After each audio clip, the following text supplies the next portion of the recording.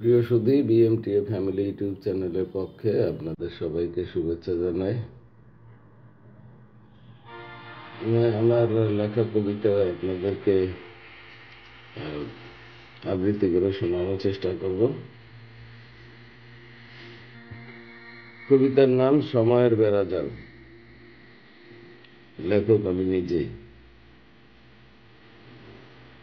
জন্ম থেকে আমৃত্যুর কত কিছু চায় মানুষ, এত আবদার, এত প্রয়োজন, এত আশা, এত ভালোবাসা, প্রত্যাশার জোয়ারে তবুও কি জীবন তলিয়ে যায়? না পাওয়ার ভারে কি পৃথিবীর কারোরই কি বিন্দু মাত্র ক্ষতি হয়, নাকি আটকে থাকে কোনো কিছু? কান্নার রোল তুলে অনেককে হাসিয়ে আসা, আবার হয়তোবা দু চারজনকে সাময়িকভাবে কাঁদিয়ে চলে যাওয়া।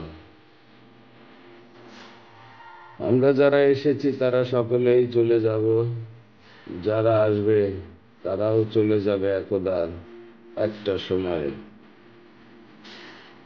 কিছুই আনিনি কেউ সঙ্গে করে, আবার কিছুই নিয়ে যাওয়া হবে না। জীবনে দুদণ্ড শান্তি পাবার যেন আজ আর কোনো অবকাশ নেই।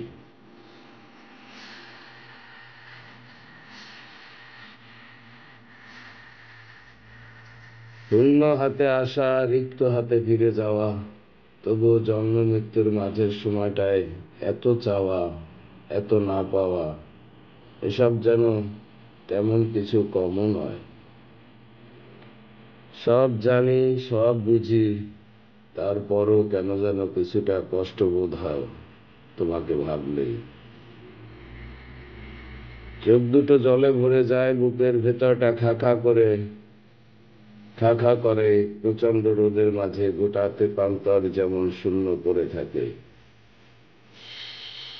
এই আসা যাওয়ার মাঝের সময়টায় তোমাকে পাওয়াটা মনে হয় সবচেয়ে জরুরি ছিল। নিজের উপর তাই প্রচন্ড রাগ হয়, তার চেয়ে বেশি কষ্ট হয়।